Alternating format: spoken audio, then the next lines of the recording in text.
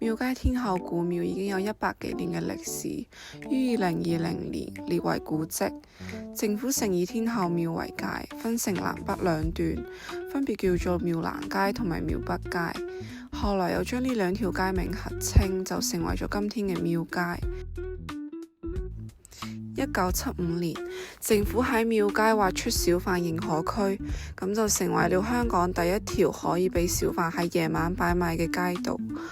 廟街嘅小販都會架起帳篷擺放貨品，有玩具檔啦、手工藝品、玉石同埋中式字畫等。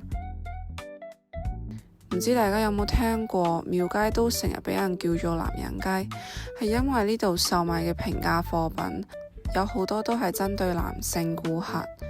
但其實廟街夜市都有好多攤檔會賣啲二手衫、飾物、日用品等等，無分男女老少，全部價錢都好相宜。由廟街大家印象比較深刻，應該就係街頭賣藝、賣唱、領獎、占卜同埋睇手相等等。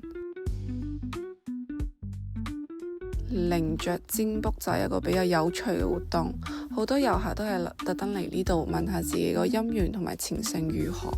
客人需要喺好多雀仔當中揀一隻自己最合意嘅雀仔，有呢隻領獎代表自己去雕起簽文，再俾師傅解讀，成個過程就有趣又好玩。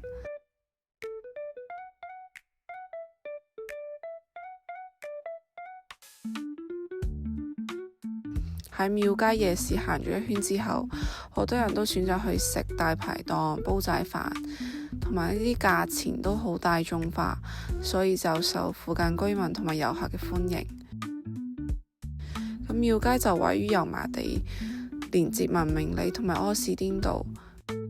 廟街以售賣平價貨嘅夜市而聞名，被譽為香港嘅平民夜總會，都有不少電影同埋電視劇喺度取景。呢個就係廟街嘅歷史。